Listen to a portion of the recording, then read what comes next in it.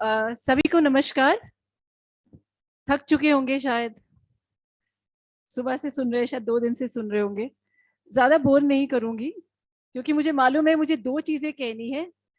एक तो as an academician और एक एज एन एडमिनिस्ट्रेटर। तो सबसे पहले तो मैं धन्यवाद देना चाहूंगी सभी का जिन्होंने मुझे आमंत्रित किया। राजीव सर, आपका बहुत बहुत धन्यवाद दोबारा से एक एकेडमिक प्लेटफॉर्म पे इनवाइट करने का।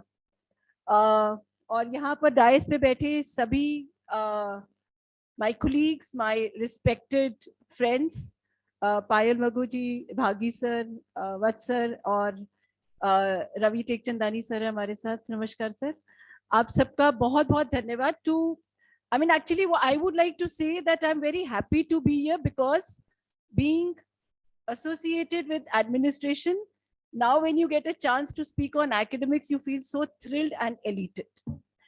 And I am a math student, मैं गणित की स्टूडेंट हूँ। तो शायद यहाँ पर गणित बहुत लोगों को समझ नहीं आती होगी और फियर भी रहता है। So it's very important for me कि जो मैं आपसे बात करूँ वो आपसे आपके रूबरू हो। You should be able to associate with it.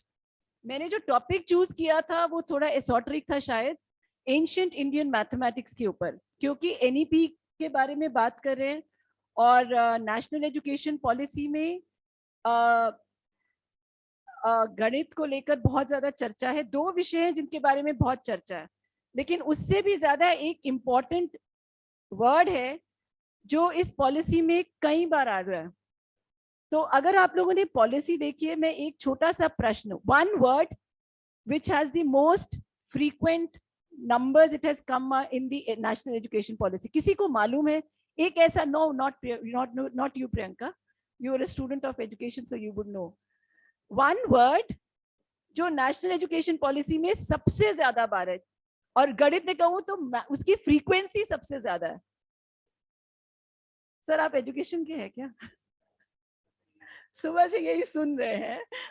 कितनी बार आया है? चलिए, कितनी बार है? 77 टाइम्स। दिस वर्ड मल्टीडिसिप्लिनैरिटी जो है, और इसके लिए मैं सर को, भागी सर को बधाई देती हूँ क्योंकि और मेरे से पहले तो खैर बहुत लोगों ने इस बारे में बात की होगी।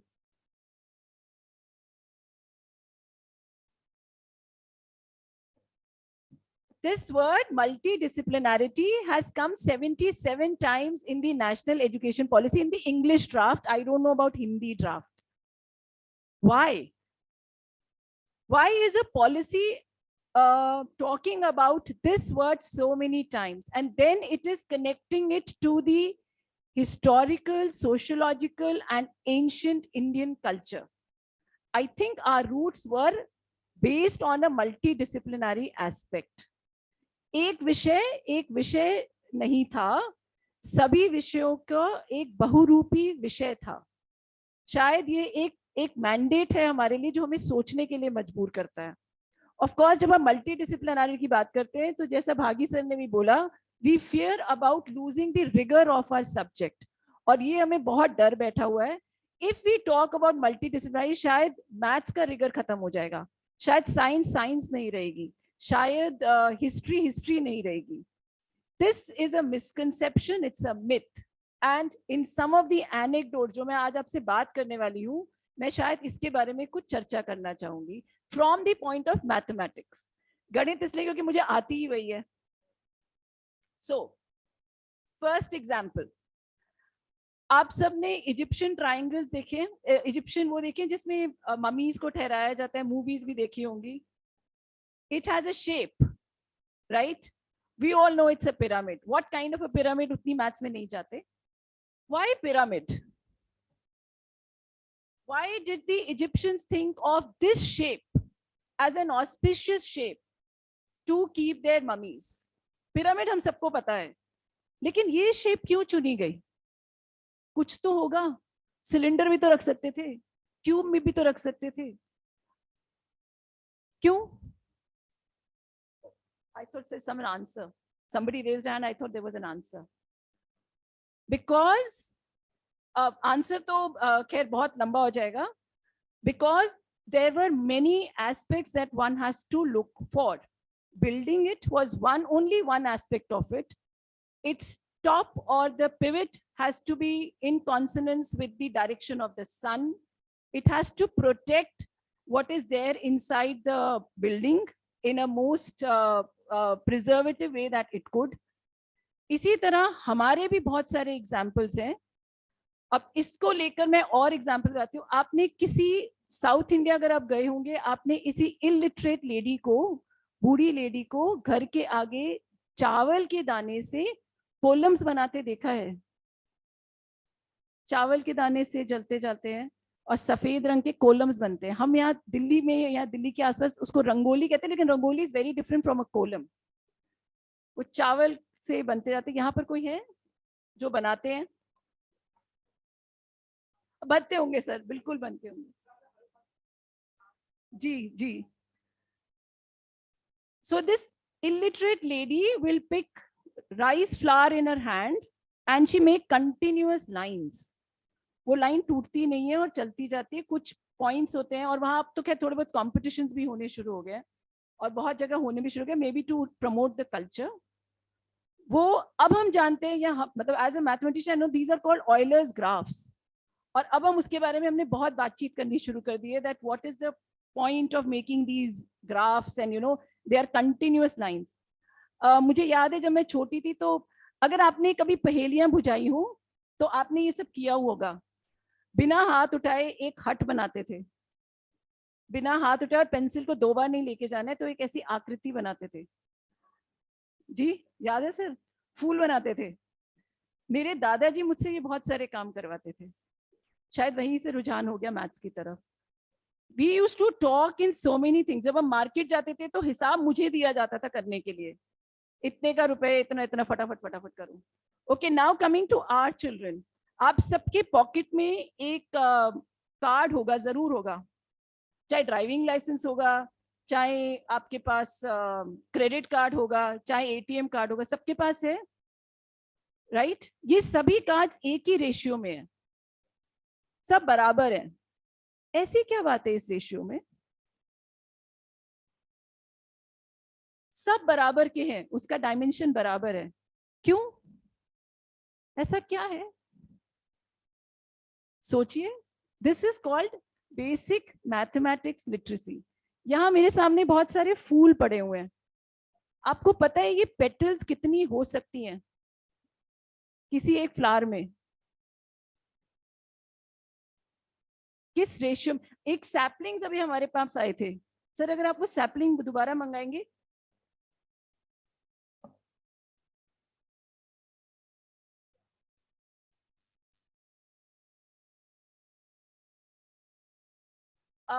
इस सैपलिंग के अगर आप कोई भी नोड देखेंगे तो जो पत्ती है या तो वो ऐसे बिल्कुल डिफरेंट डायरेक्शन में है या 3 होंगी. मैं दावे के साथ कह सकती हूँ 3 है, या 2 है, या 3 है, या 5 होंगी.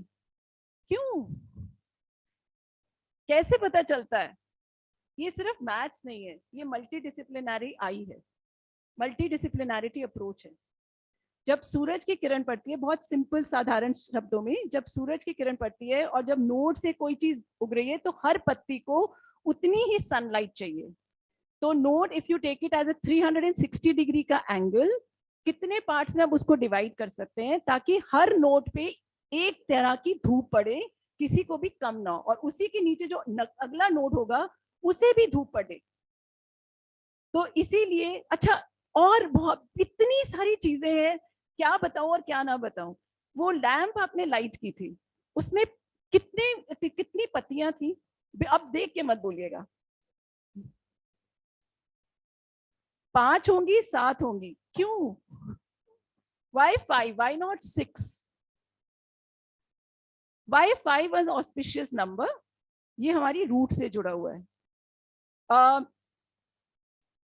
एंशिएंट इंडियन मैथ्स की बात करें तो बहुत सारे कॉन्टेक्स्ट है जिसमें हम जीरो की बात करते हैं, whether zero was given by us or not. हम बहुत प्राइड से कहते हैं. There is a deep rooted analysis, there is a deep rooted thought on शून्य कैसे था. जैन के इतिहास में था शून्य के बारे में. क्यों इन्फिनिटी को हम, इन्फिनिटी बच्चों को नहीं समझ में आती. अगर आप जैन लिटरेचर पढ़े, मैंने तो सिर्फ इन सब के कॉन्टेक्स्ट से पढ़ा है, मतलब देयर बीन जो ट्रांसलेटेड है वो पढ़े हैं मैंने. I don't know Sanskrit, so I can't read the original text Sulba Sutras में जो है, लेकिन जितना मैंने पढ़ा है, जब आप जीरो की बात करते हैं तो जीरो हमने दिया या जीरो किसी और सिविलाइजेशन, यूरोपियन सिविलाइजेशन से था. There are lot of stories and lot of myths behind it, but the important point is even if we claim we gave zero to the world, what was the context in which we could think of zero? There's a very, मतलब we were the people. अगर आप Roman civilisation देखेंगे तो वो zero नहीं निकाल पाए. मायन civilisation में void का एक एस्पेक्ट है, जीरो का नहीं है. लेकिन zero as a number, zero as a placeholder, zero as a positional number, we could think of. But why? How? Because of the context in which we were living in. We were looking at the astronomical movements. We were looking for auspiciousness. There was a context. तो हम बहुत बड़े number और बहुत छोटे number पे काम कर रहे थे, बहुत इनफाइनाइटेसिमली स्मॉल एंड लार्ज नंबर्स. और अगर आप बहुत बड़े और बहुत स्मॉल नंबर्स पे काम करेंगे तो आपको प्लेस वैल्यू पे आना ही पड़ेगा, जीरो का कॉन्सेप्ट लाना ही पड़ेगा, बजाय इसके कर नहीं सकते थे. That was the reason why we were pioneers in thinking of this term. So that what I'm trying to tell you is I've just given some snapshots जिससे आपको इतना confidence तो आ जाए that maths is around us. We have to create a context to look at this multidisciplinary aspect. And if we have to teach anything from a light of multidisciplinary aspect, we have to think of right context so that all the subjects can amalgamate. सब subjects उतनी ही rigour से पढ़ाए जा सके और सबको उतनी ही अपना बुनियादी तौर पर रिगरस वे से पढ़ाए जा सके. So I can't speak much on this because the audience is not such कि मैं पूरी मैथ्स की बात करूं, बट जस्ट एक स्नैपशॉट देना चाहती थी कि ये चीजें, इसके बारे में नेशनल एजुकेशन पॉलिसी कह रही है. There is a chapter, second chapter जो है वो कहता है फाउंडेशनल न्यूमरेसी. वो न्यूमरेसी की बात करते हैं, लेकिन मैं उससे भी आगे बात करती हूँ फाउंडेशनल मैथमेटिसी, मैथमेटिकल लिटरेसी होना. जब हम एक LIC या कोई अपनी इंश्योरेंस पॉलिसी लेते हैं तो हम किन चीजों का ध्यान रखें? क्या हमारे में इतनी जागरूकता है कि हम एक अच्छी पॉलिसी अपने लिए चुन पाए? इसीलिए LIC जो एक्चुअरियल साइंसेज है वो इतनी सारी पॉलिसीज लेकर आते हैं आपके पास. आप अपनी कॉन्टेक्स्ट से चूज करते हैं एक, मेरे लिए जो बढ़िया है वो शायद आपके लिए नहीं होगी. तो आप बहुत सारे चीजों को संभाल कर एक ऑप्टिमाइज्ड फ्यूचर के बारे में सोचते हैं कि आगे जाके मुझे क्या मिलेगा.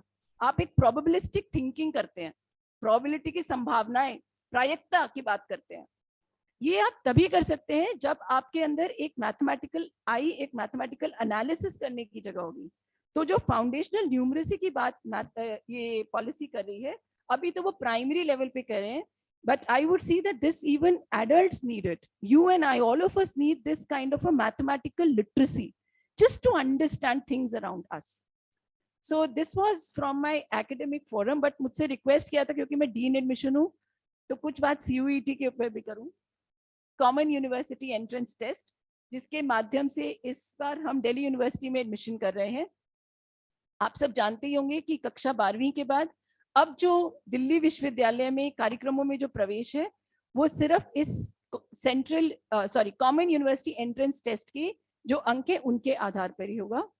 हमने एक वेबसाइट है हमारी admission.uod.ac.in. CUET के जो फॉर्म्स है वो 6 अप्रैल को निकले थे. NTA के द्वारा ये पेपर हो रहा है और इसमें 33 भाषाओं में है, 27 सब्जेक्ट्स और एक जनरल टेस्ट, यानी कि 61 पेपर्स में है.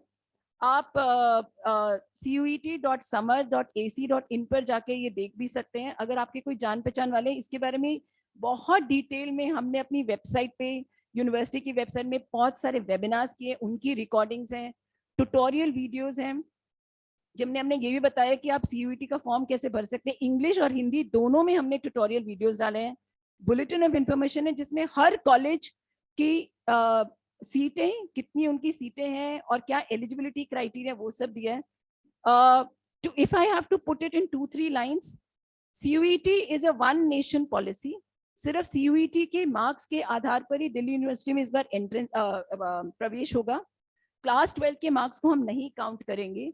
जो विषय आपने क्लास 12th में दिए उन्हीं में आप CUET का पर्चा दीजिए, और उसमें जो बेस्ट स्कोर होगा, अब हम एक अपने प्लेटफॉर्म लॉन्च करेंगे जिसमें हम बच्चों से उनकी काउंसलिंग का प्लेटफॉर्म लॉन्च करेंगे, जिसमें बच्चे अपने डिटेल्स भरेंगे, कौन सा वो प्रोग्राम चुनना चाहते हैं, किस कॉलेज में चाहते हैं, इसकी वो प्रेफरेंस ऑर्डर देंगे, और उनके जो CUET के मार्क्स आएंगे, then we will take out the best score for you. जैसे पहले होता था बेस्ट 4 के आधार पर होता था, अब भी वैसे ही है। जो आपके मान लीजिए आपने 5 पर्चों में CUET का पेपर दिया है, 5 में से किसी एक लैंग्वेज को, एक भाषा, और अन्य 4 बेस्ट स्कोर जो होगा आपका, वो हमारा सिस्टम, हमारा एल्गोरिथम कैलकुलेट करेगा, और उसके आधार पर आपका बेस्ट स्कोर होगा। तो हो सकता है आपके 5 सब्जेक्ट, आप 9 सब्जेक्ट अगर आपने दिए तो आपका बहुत सारे कॉम्बिनेशन में स्कोर होगा। You don't have to worry for that. That's now our responsibility. We will give you your best score. You have to choose कि आपका कौन सा प्रोग्राम और कौन सा कॉलेज आप किस प्रेफरेंस में चाहते हैं। फिर उसके आधार पर आप कॉलेजेस में अप्लाई करेंगे, और फिर सारी वो प्रक्रिया चलेगी। ये प्रक्रिया अभी हमारी लॉन्च नहीं हुई है, इसके ऊपर हम काम कर रहे हैं, और इसकी सारी डिटेल्स बहुत ही जल्दी दिल्ली यूनिवर्सिटी की वेबसाइट पे होगी। अभी बच्चे जो क्लास 12 के एग्जाम्स दे रहे हैं, अभी बोर्ड एग्जाम्स चल रहे हैं, उनसे तो अभी यही आग्रह है कि आप अपने 12th के एग्जाम्स अच्छी तरह से दीजिए। उसके बाद अपना रजिस्ट्रेशन जरूर करवा लीजिए। रजिस्ट्रेशन मिस मत करिए, लास्ट डेट 22 मई है, हो सकता है आगे बढ़े। 86 universities are doing their admissions only on the basis of CUET. All central universities, many state deemed universities and private universities are also doing admission only on the basis of CUET. So कोई coaching की जरूरत नहीं है, class 12th में जो पढ़ा है उसी के बेसिस पर होगा ये पेपर। पेपर के अंदर आपके पास ऑप्शंस भी हैं, मतलब हर सेक्शन में उन्होंने ऑप्शंस दिए। अगर 50 क्वेश्चन है तो आपको 40 करने हैं, अगर 75 क्वेश्चन है तो आपको 60 करने हैं। जनरल टेस्ट है जिसमें आपके पास प्रोविजंस हैं। So what I want to say as on behalf of the university is that please encourage everyone first to look at our website. Every week we are adding something new on the website to help our candidates. We are doing lot of webinars which are going live. They are on the YouTube. Please university की website पे जिनसे भी आप मिले उन्हें बता दीजिए, ताकि सारी ऑथेंटिक इंफॉर्मेशन वहीं अवेलेबल है। मुझे पता चला है बहुत सारे यूट्यूब चैनल्स और बहुत सारी गलत, अब तो अफवाही मैं कह सकती हूँ कि है, प्लीज उनसे बचने के लिए सिर्फ यूनिवर्सिटी की वेबसाइट पे देखिए और CUET की वेबसाइट पे देखिए, जहाँ आपको बिल्कुल ऑथेंटिक इंफॉर्मेशन मिलेगी। बाय द वे सिलेबस भी डाल दिए। बहुत सारे बच्चों में ये भी प्रश्न थे कि CBSE का कुछ कोर्स डिलीट हुआ है, will it affect us? It is not going to affect you. The government has this in the cognizance. We are sensitive of it. जो कोर्स डिलीट हुआ है वो उनकी सिलेबस में ही नहीं है, तो आप सिलेबस देख लीजिए जो CUET की वेबसाइट पे है। 27 सब्जेक्ट्स का सिलेबस उन्होंने डाल दिया है, उसी के आधार पर पेपर होगा। पेपर शायद जुलाई के 2nd या 3rd वीक में होगा, तो ample of time to prepare, and it's going to be simple paper. I'm confident of that. Something which happens on a large scale for the first time in a country. I'm sure every one of us being teachers are sensitive to the needs of the students. Thank you so much. For any query related to CUET or university, you can come to our chatbots. There are email IDs. There is a provision of chatbot on our website. मतलब जैसे ही आप question डालेंगे आपको उसी समय answer मिल जाएगा, लेकिन ये फैसिलिटी सिर्फ मंडे से फ्राइडे 9 से 5 उपलब्ध है, क्योंकि ये हमारे स्टूडेंट्स मैनेज कर रहे हैं। आज अभी आप टाइप करेंगे तो शिकायत मत करिएगा, आज जवाब नहीं आएगा, आज सैटरडे है, सब छुट्टी पे है। और इसके साथ FAQs हैं, इलस्ट्रेटिव एग्जाम्पल्स हैं, वीडियोज हैं, ट्यूटोरियल्स हैं। जितना मैं सोच सकती थी हमने सब डलवा दिया मेरी टीम ने। इसके आगे भी और वेबिनार्स और दिल्ली यूनिवर्सिटी के पर्टिकुलरली जितनी भी चीजें होंगी, जो भी हमें लगता है पब्लिक अवेयरनेस के लिए, we will be doing it. Thank you so much.